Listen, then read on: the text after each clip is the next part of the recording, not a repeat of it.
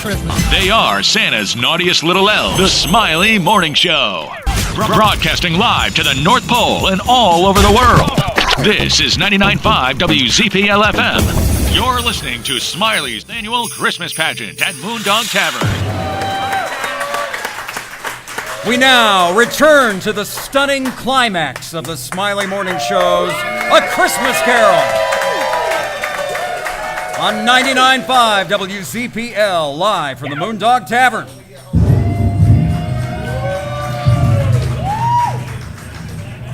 A darkness had swallowed Scrooge. He was standing alone, dazed. A harsh wind and deafening thunder swirled around him. Angela Buckman was breaking into Channel 13 with updates. TV-sized Angela Buckman, not that 50-foot-tall Angela Buckman at the Fashion Mall. Scrooge had moved beyond the present, but had not yet been greeted in this new, frightening place. A spirit lurked and slowly approached him out of the black fog. It was the spirit of Christmas yet to come. A tall figure, entirely cloaked and hooded in black. All that could be seen of the spirit were old, bony hands with long, rigid fingers protruding from the frayed black sleeves of the cloak, like Paul Poteet reaching out for his grandpa pills. I take it that I am in the presence of the spirit of Christmas yet to come. Hey! You're about to show me shadows of the things that have not happened, but will happen in the time before us. Is that not so, Spirit? Spirit, I fear you more than any scepter I have seen. That actually was spectacular. Will you not speak to me? Very well. The specter, as in Phil, lifts his arm and points beyond Scrooge. Lead on, then. The night is passing fast, and it's precious time to me. Lead on, Spirit. The spirit walks slowly so as not to spill any more glasses. The spirit walks slowly as Scrooge follows. They approach a small band of brokers in familiar places. Why, I know those men. Not the first time that Scrooge has said this in public. And this place, it's the stock exchange. It's a second home to me. The spirit only points to the group of men. No, I don't know anything about it. Either way, I only know he's dead. When did he die? Last night, I believe. Why, what was the matter with him? I thought he'd never die. God knows. What has he done with his money? I haven't heard. Left it with his company, perhaps. I only know he left it. I only know he hasn't left it to me. Good one. Yeah. Well, it's likely to be a cheap funeral. I don't know anybody who would go to it. Suppose we make up a party and volunteer? I don't mind going if a lunch is provided, but I must be fed for all the trouble that it's worth. Well, it matters little to me either way. I never wear black gloves and I never eat lunch. But I'll offer to go if anyone else will. Well, off to business. Goodbye. Goodbye.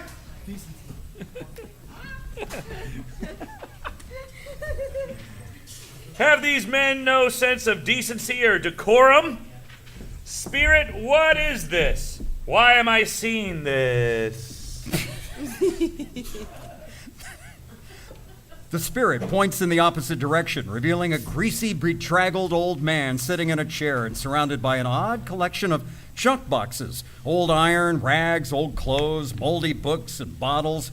An old crone, Mrs. Oliver, walks in with a bundle of items looking to sell. A good day this time, Joe. Come in, don't be shy. Show old Joe what goodies he's brought him. Mrs. Oliver throws her bundle to the floor. What odds then, eh?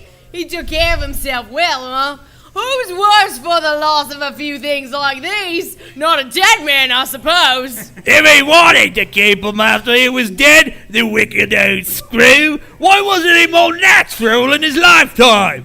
If he had been, he'd have had somebody to look after him when he was struck with the death, instead of lying, gasping out his last breath there, all alone, by himself. Well then, I waited till the last wheeze and no one else showed. Now, get on with it. let me know the value of this dead man's things. Silk scarf, bed curtains, ring still attached, an old tome on money lending, a pleasure device made out of a potato and a guitar string. I'll give you £1.8 and not another sixpence if I was to be boiled in my own pudding for doing it. Who's next? And this is how it ends. He's getting everyone away from when he was alive to profit us when he was dead. Spirit, this is a fearful place. Surely there can be no reason to bring me to this godforsaken part of the city, except for the case of this unhappy man might be my own. Yes, the items they have stolen are similar to mine, especially that potato. I see the point. But surely there is someone who feels some emotion caused by this man's death. Show the person to me, I beg you! The spirit points once again. A family sits around a table. Oh, finally you've come, Thomas. What have you heard? Is it good or bad? Are we ruined, Thomas? Did he deny you the extra time you had asked for? Has he evicted us? No. There is no hope yet, Caroline. Only if he repents, that old miser. He is past repenting, dear. He is dead. Dead? Oh, God be praised! Oh, Lord, forgive me. I thought he was merely trying to avoid me, but what I have been told is quite true. Not only was he very ill, but he was dying, even then. To whom will our debt be transferred? I don't know, but before that time, we will be ready with the money. And even if we weren't, it would be a bad fortune indeed to find a creditor who was as merciless as he. We may sleep tonight with light hearts, Caroline. Scrooge! Oh, Scrooge! Spirit, I asked to see some emotion connected with this man's death, and you show me only pleasure. I demand to be shown some tenderness connected with the death. Well, speaking of pleasure, the spirit's bony, outstretched finger extends one more time. That's what I said. A fog lifts, and we see the Cratchit family somber in their home. And he took a child and set him in the midst of them, and he said to them, whenever you welcome a little child, you welcome me. Mrs. Cratchit tries not to show the tears welling in her eyes. Oh, this room, it hurts my eyes with the dim candlelight. I'm better now. I wouldn't show you guys to your father when he comes home. Not for the world. It must be near his time. Past it, rather. But I think he's walked a little slower than he used to these last few evenings, Mother. Yes, I've known him to walk with. I have known him to walk with Tiny Tim upon his shoulder. Very fast indeed, but he was very light to carry, and Father loved him so. There was no trouble at all. Oh, is that your father now? Bob slowly enters. Mrs. Cratchit stands to greet him. He looks up at his family with sad eyes. I went by there today.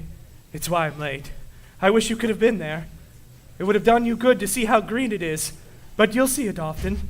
I promised him that I would walk there every Sunday. To visit him, you see. But guess whom I saw today? Fred Hallowell, Mr. Scrooge's nephew. He saw that I was a little down, and, well, he is the most pleasant-speaking man you've ever heard. And so I was not afraid to tell him, and this is what he said to me. I'm heartily sorry, Mr. Cratchit, heartily sorry, and he pledged to be of any service he could to us.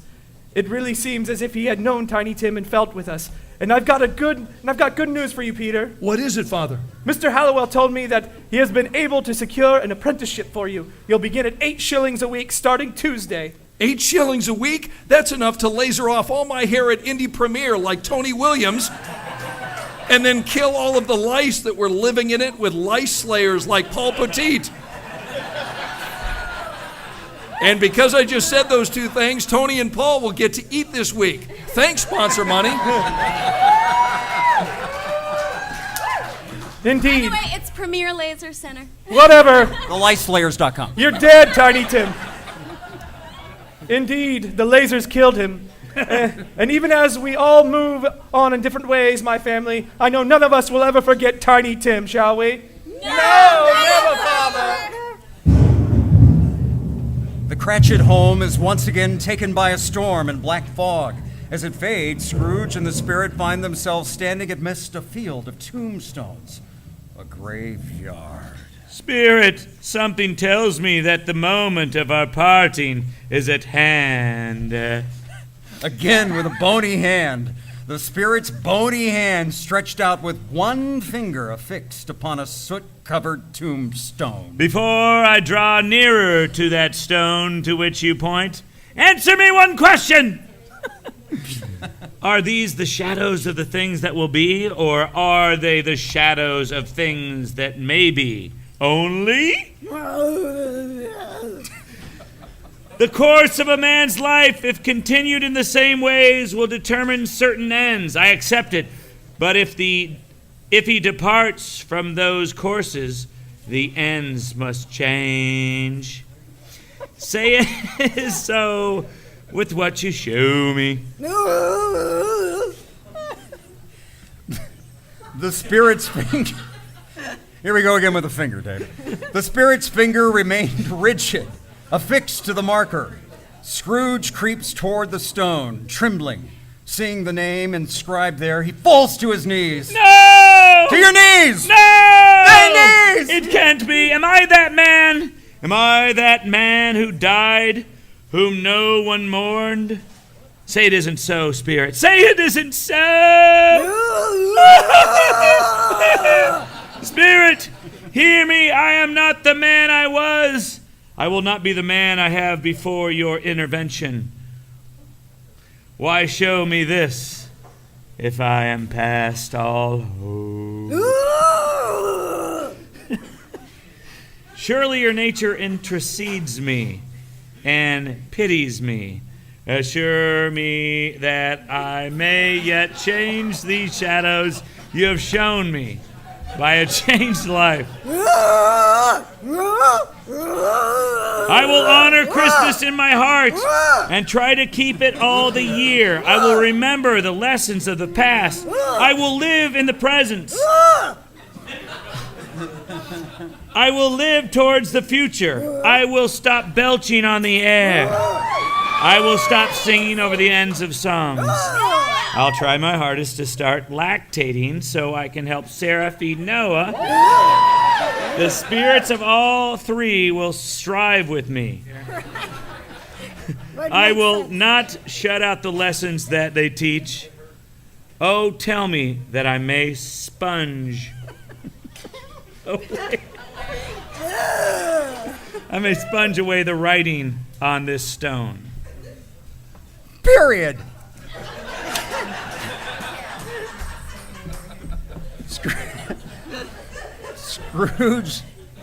Scrooge grasps the spirit's hand, grabs at the rope, again with a bony hand. He grasps the spirit's hand, grabs at the rope, pleading, crying, then pulling the figure down until the cloak crumples into a pile of black as he pleads. Scrooge scrapes and claws at the pile of dust and ragged cloth, desperate, frantic, hysterical beyond awareness. And then he hears the carolers. We wish you a Merry Christmas. We wish you a Merry Christmas. We wish you a Merry Christmas and a Happy New Year. Scrooge hears the chime tolling 8 a.m. Radio Indiana. He opens his eyes to find he has returned to his bedroom. The sun glints through a window. It is morning. Well, where am I? Wait, what day is this? It's morning, but what day? How long have I been with the spirits? I don't know. But I'm alive. I'm alive! The bed curtains! They are still here. They're not torn down. They are here. I am here. Woohoo! I don't know what to do. I feel light as a feather. I'm happy as an angel. I'm merry as a schoolboy. That's a lot of similes. Scrooge runs to his window, looking out. A boy appears. the same boy who attempted to sing to Scrooge at the counting house the evening before. Hello, you boy, what day is it? Oh! Wait, don't be afraid, my boy. Let me just close my robe. Sorry, there we go. Now, what day is it? What day is it? Yes, what day is it today? Why, it's Christmas Day! Christmas Day! Are you quite sure, my good fellow? Yep, that's why the man cried and let me out of his van. Then the spirits have done it all in one night. Why, of course, they can do anything they like. Of course they can. Are you seeing ghosts, sir? Because my mommy sees ghosts, but Daddy says it's just because she smells markers and paint cans a lot. Never mind that, boy. Do you know the poulterers in the next street at the corner? I should hope so. Mommy and Daddy tried to sell me to him for markers when I was a baby. They said I was a little tasty goose, but he could tell I was a human, so no deal. What a wonderful boy, a remarkable boy.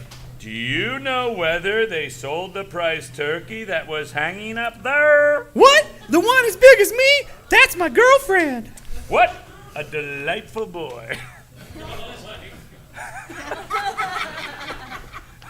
Pleasure talking with you. Yes, my back. Yes, my buck. That one as big as you. It's hanging there now, right next to all the gerbils. It is. Why, then you must go and buy it. Yes, go buy it now. With kisses? That's how my mommy says she buys stuff. No. Go buy it with money and tell them to bring it around so that I can give it directions where to deliver it. Come back with me. Come back to me. Come back with him. As long as your robe's closed. Christmas comes but once a year, doesn't it, Scrooge? Come back in 5 minutes. I'll give you a half a crown. Royal.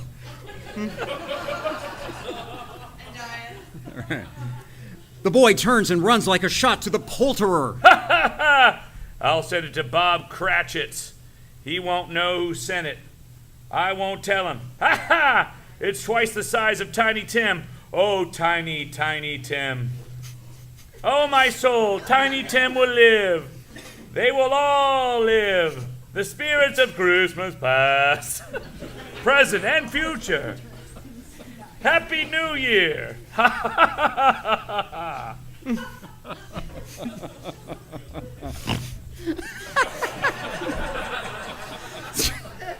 Scrooge quickly dresses in his finest clothes and runs out his front door. It is at this moment the boy returns with a poulterer. I found the meat man! Ah, here's the turkey. How are you, my boy? I was right. The turkey is twice the size of Tiny Tim. It's twice the size of you, my lad. Mr. Scrooge! Merry Christmas, my fine butcher. Merry Christmas, sir! Why, it's impossible to carry that to Gettysburg. You must have crabs. I beg your pardon, sir. Oh, you must need a cab. Ah, Gettysburg, sir? Yes. I say Gettysburg, sir? Gettysburg, Uber. Yes, this splendid turkey is to be delivered immediately to the home of Bob Cratchit and family in Gettysburg. Here, I've written the directions down. Here's the money for the turkey. Well, thank you, sir.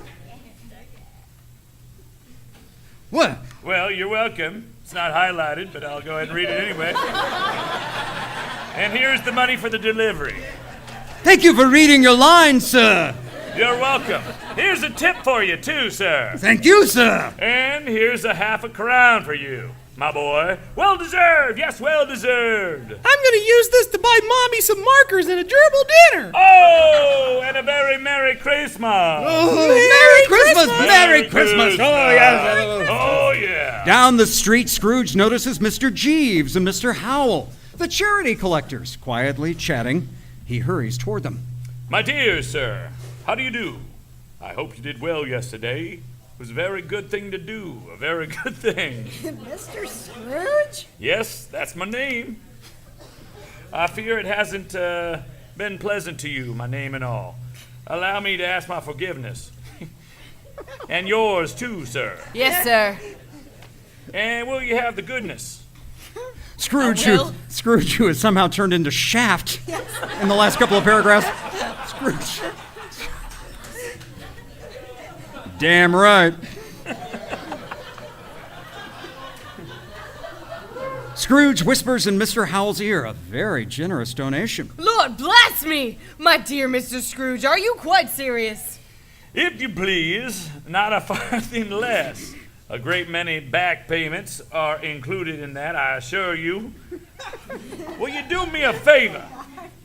My dear sir, I don't know what to say with such generous... Don't say anything, please. Come in and see me sometime. We'll come and see me, and we'll do it. We will! We will! Thank you. I'm much obliged. I thank you very much. Bless you both. Merry will do Christmas. Good to see you.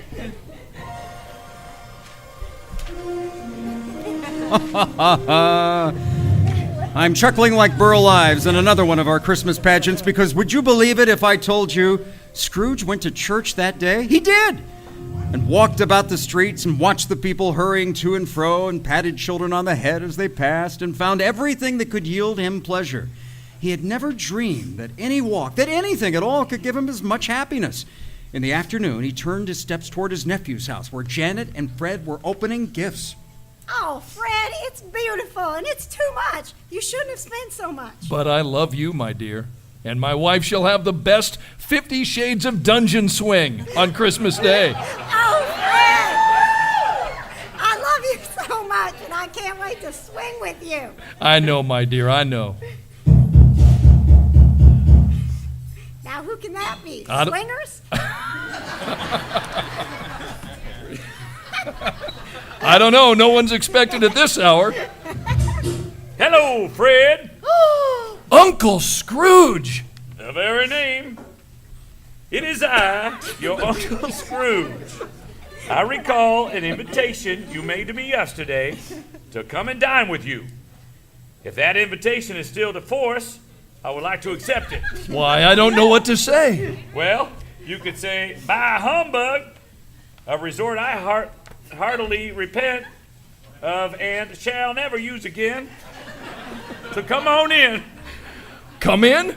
Why, of course you shall come in. Hooray, Uncle Scrooge! You have made us both very happy. Oh, may I introduce my wife, Janet. Janet, my Uncle Scrooge. My dear, it's plain to me now why my nephew chose you among of all the women. You are indeed a very bit as lovely as I heard, and not a man, which is good. Why, thank you, Uncle Scrooge. We are very happy you are here. I'm sorry for the things I said about Christmas, and sorry for the poor reception I gave you yesterday, of which you were so undeserving. I see the image of my sister in your face, only regular sized, because her face was stretched out so far. I loved her, big head and all, you know, and she you.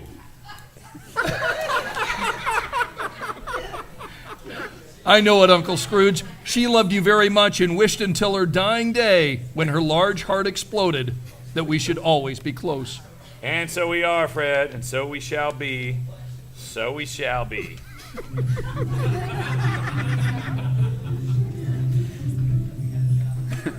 And so, for the first time in both of their lives, Scrooge and his nephew Fred embraced one another with a hug. Did you hear that? A hug, not just a small hug We either. were just hugging there. You and Fred embraced we one loved another it. with a complete, full-body hug. Oh, yes, it felt so good. And so, Yes. Scrooge's redemption was nearly complete. Are you there yet? Oh, yeah, I'm ready. There was one more order of business he wanted to attend to, but it would wait for the next day. The morning after Christmas, Scrooge opened his counting house the way he always had. He settled into the seat at his desk, but this morning he wore a mischievous smile. His clerk, Bob Cratchit, finally arrived.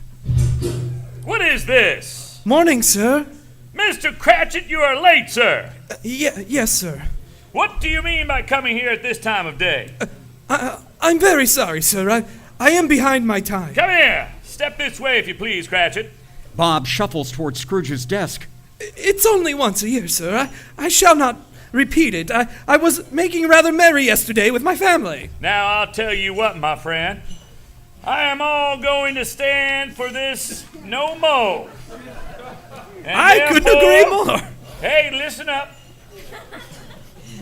From behind the desk, Scrooge tosses Bob a rather large leather bag filled with coins.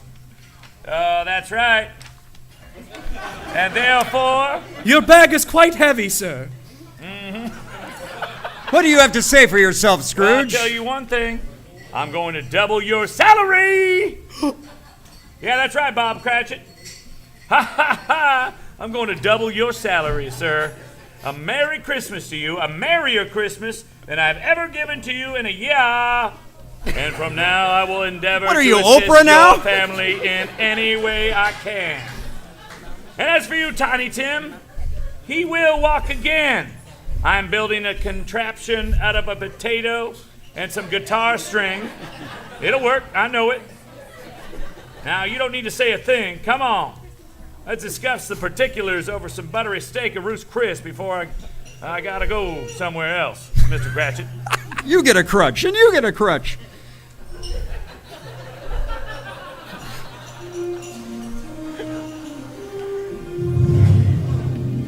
And Scrooge, old Scrooge was better than his word. He did it all and infinitely more. And to Tiny Tim, who did not die, he was a second father.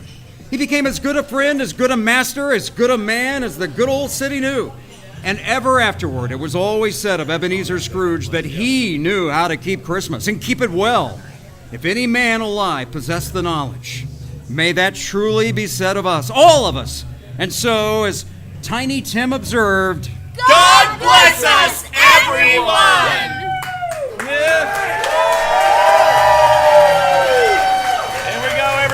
Thank you so much for listening.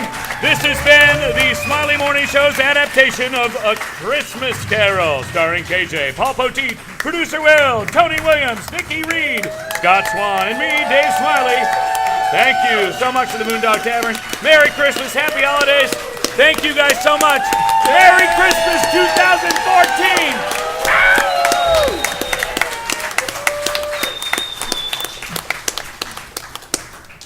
We made it. Thank God. Oh my God. Hey, producer.